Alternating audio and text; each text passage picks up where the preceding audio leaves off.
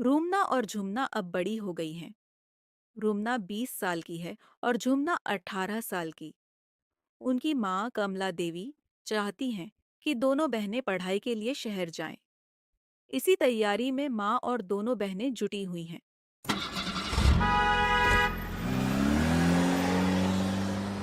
शहर के एक सुनसान मोहल्ले में सड़क के किनारे एक पुराना 2 मंजिला घर खड़ा था। दिन में तो यह घर साधारण सा लगता था, लेकिन रात होते ही खिड़कियों से ठंडी हवा और सीलन करने आई थी। पैसों की कमी के कारण अच्छा घर ढूंढना उनके लिए मुश्किल था। एक दिन एक एजेंट ने कहा, ये घर सस्ता है, बस रात में ऊपर मत जाना। क्यों? ऊपर क्या है? बस ऊपर मत जाना, यही काफी है। ठीक है, हम समझ गए। मजबूरी में दोनों ने घर किराए पर लिया। पहली रात घर में अजीब सन्नाटा था। बाहर कोई नहीं, सिर्फ दूर से कुत्तों की भौंकने की आवाज। आधी रात को रुमना की नींद खुली। ऊपर से धीरे धीरे किसी के चलने की थक आवाज आई।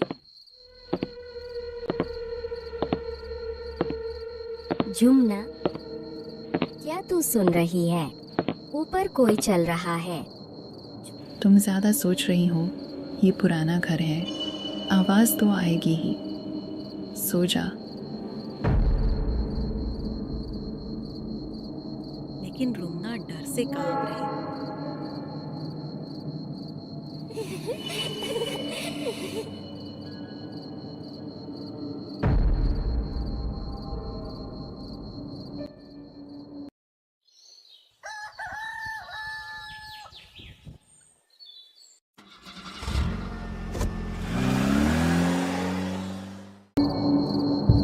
दूसरी रात झुमना को लगा कोई उसके कान में फुसफुसा रहा हो।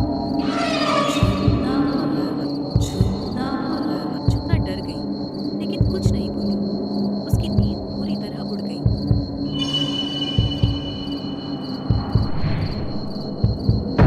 तीसरी रात दोनों ने तय किया कि अब सच जानना ही होगा। झुमना, हमें ऊपर जाना होगा। देखना होगा क्या है। ठीक है, लेकिन बहुत डर लग रहा है। टॉर्च लेकर दोनों ऊपर चढ़ी। जैसे ही उन्होंने ऊपर का दरवाजा खोला, वह अपने आप खुल गया। कमरा लंबा और अंधेरा था। दीवारों पर काले हाथों के निशान। बीच में पुराना लकड़ी का पलंग सफेद चादर के साथ। रुमना ने कांपते हाथों से चादर उठाई। पलंग पर झुमना का चेहरा था। आंखें खुली और होंठ फुसफुसा रहे थे।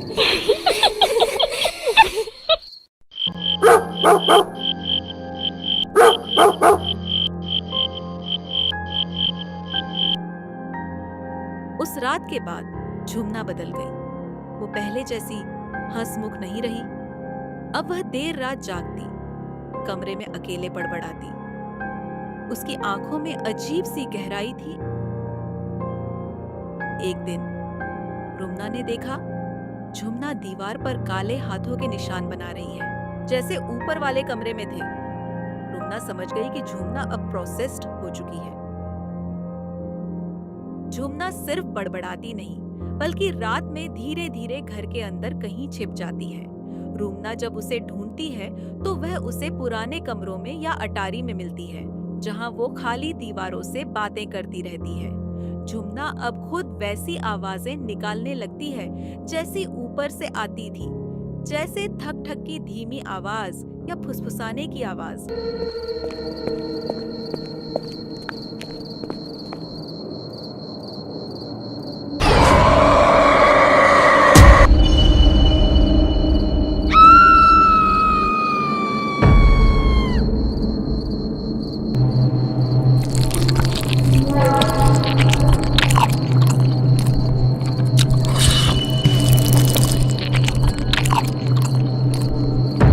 रुमना डर गई और मोहल्ले के पुराने झाड़ फूक वाले बाबा को बुलाया।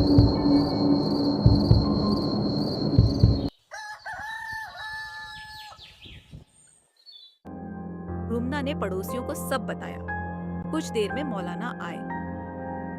यह घर खाली करना पड़ेगा। एक पल भी देर मत करना। पर मेरी बहन? बेटी, ये घर छोड़ दो, अभी के अभी। अगर एक दिन भी और रुकी तो आत्माएं तुम्हें भी ले लेंगी। जिसे ले चुके हैं उसे वापस लाना मौत को गले लगाने जैसा है। जब मौलाना आते हैं तो झुमना उनके सामने अजीब तरह से हंसती है या उन्हें देखकर भयंकर तरीके से घूरने लगती है, जिससे वे भी एक पल के लिए डर जाते हैं। जब रुमना झुमना का हाथ पकड़ती है तो झुमना का शरीर बहुत ठंडा हो जाता है, जैसे किसी मरे हुए इंसान का हो। वह रुक कर रुमना को देखती है और उसकी आवाज में फुसफुसाहट नहीं बल्कि एक भारी वे बुला रहे हैं, मैं उनकी हूँ। झुमना अचानक से रुमना पर हमला करने की कोशिश करती है या उसका गला पकड़ लेती है। झुमना कुछ झिझकी, लेकिन रुमना के प्यार और पड़ोसियों की मदद से बाहर आई। मौलाना ने बाट पढ़ा और कमरे में ताबीज रखे। वे बुला रहे हैं, धीरे धीरे फुसफुसाहट कम होने लगी। रुमना और झुमना सुरक्षित बाहर आए।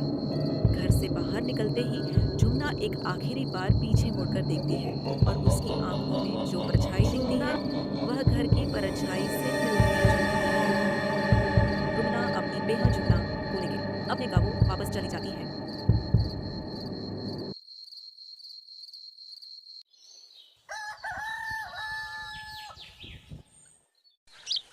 गांव मधुपुर पहुंचते ही माँ कमला देवी ने उन्हें गले लगा लिया।